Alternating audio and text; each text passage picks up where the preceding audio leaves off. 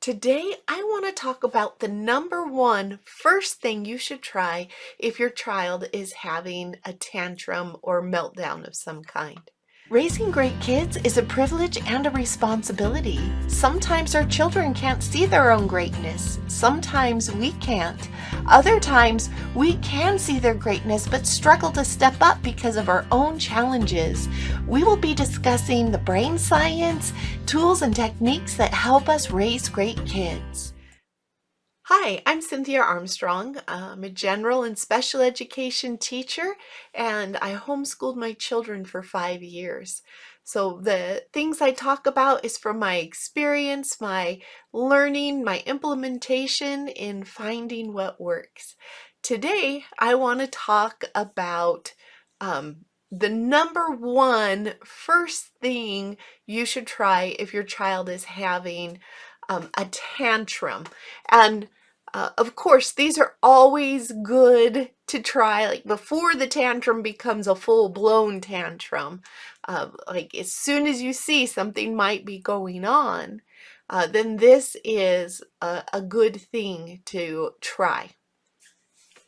So, and I've talked before about how children are people too, and sometimes we forget that. We're just busy in life and they're just kind of following us along. And so this kind of relates to that too. So that number one tip, that first thing that you should try when your child even first begins to go into the meltdown phase, and that is simply to get on your child's level. And if your child allows, because sometimes they don't like it, then you can like gently, just reach out and touch their shoulder or put an arm around them. But where you can still be looking in their eyes, because that's the next step. You want to look softly, kind of searchingly into their eyes, like you want to really look in their eyes so that they feel like, oh, I have my parents' full attention or my adults' full attention, and they are really curious or interested in me. Because sometimes we're busy, and if they're having a tantrum, it's just another annoyance, or it's another thing slowing us down, or things like that. And so when we pause, we stop, we get down on their level, gently touch if they allow, and look deeply into their eyes, then they are like, oh, this is different, especially if we haven't been doing it. Sometimes just doing that can kind of like break the cycle or knock them out because their brain's like, what's going on? Because this hasn't happened before. And then we can ask in a gentle voice, like, what do you need? And if we're looking right in their eyes and we're asking them, what do you need? Then it kind of changes, like how just that energy level. That's like one of the first things it can change.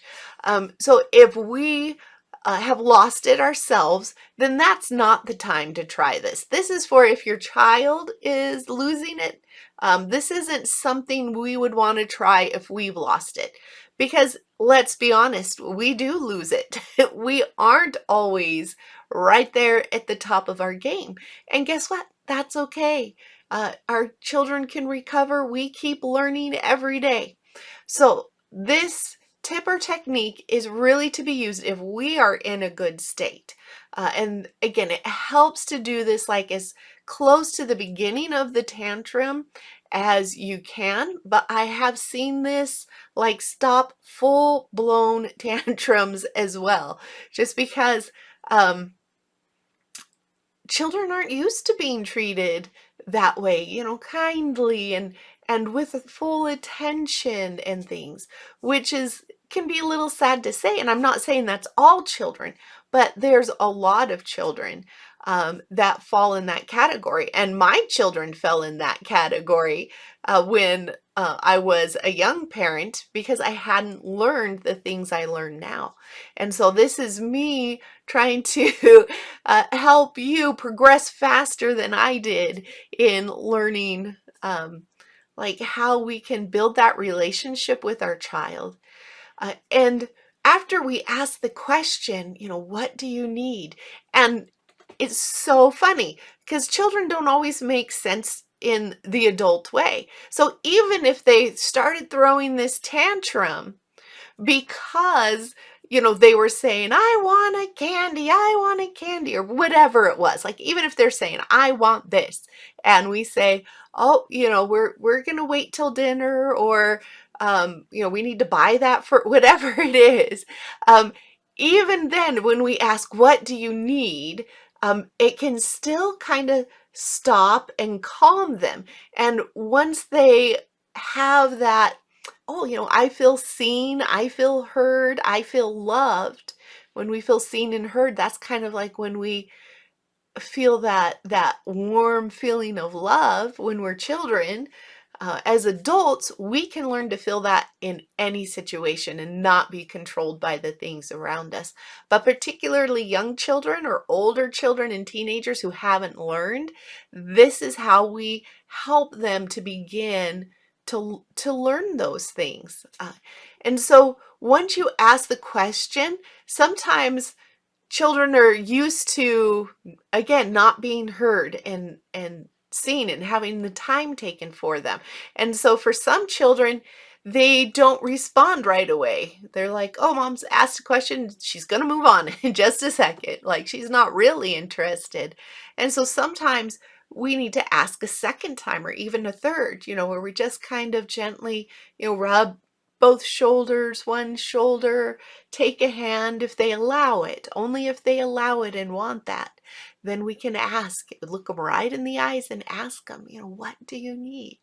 And this just allows us to open a space for that communication. Because like I said, even if they were saying all along, I want this candy, and we're saying not yet, and they're throwing a fit, seeing if that'll get it for us, get that for them, then it still opens the conversation, and they might be more willing to hear when we're there with them, fully with them. And so go ahead, keep it calm. Only do this if you are in a calm state. Take a few breaths, before you approach, if that helps you to regulate, so that you can approach with love. So, take a moment in your head and ask yourself, am I in a state that I could help my child, that I would benefit approaching my child? And if you're not, that's okay. Because the point of this is to help our child feel heard and seen, and that we're with them. And if we're not in a state to be able to do that, then we're just likely to cause a little bit more struggles. It would just end up both of us. So take those breaths. Remember that this is a cry for help. This isn't our child trying to ruin our day or trying to get back at us or any of those things. Or if it is one of those things, it's because it's a cry for help. So if we look past like our childhood stuff, like, oh no, they're attacking me, or they're belittling me in the eyes of the people around us, or anything like that, if that's where we go to, then we start losing that feeling of unconditional love for our child. That puts a limit on it. And so pause. Am I ready to approach my child? If we feel we're not, can we get ourselves there quickly? Can we take a couple of breaths? Can we remind ourselves like what our ultimate goal for our child is and about unconditional love, and that we can feel that at any time? And then approach. And so that would be my number one tip for helping a child who is going into a tantrum or starting into a tantrum. And once you get good at it, to notice when your child is trying to communicate with you and doing it. Doesn't need a tantrum. It just needs oh, right now is a great time to be fully present with my child. And it can even prevent tantrums from starting. So try it. It doesn't hurt to try. And try and find yourself in that calm place to be able to benefit your child. So remember, children are great by their very natures, and it is our privilege and our responsibility to raise them. Hi friends, Cynthia Armstrong here. Thanks for joining us today. Please make sure that you subscribe to our channel so you can see when new videos come out, and like this one. It is such a responsibility and a challenge to raise great kids, and we are here to help you along that journey to make it as enjoyable and fun and fulfilling as possible. Please check out our website, www.raisinggreatkids.net, and I will leave that in the description below.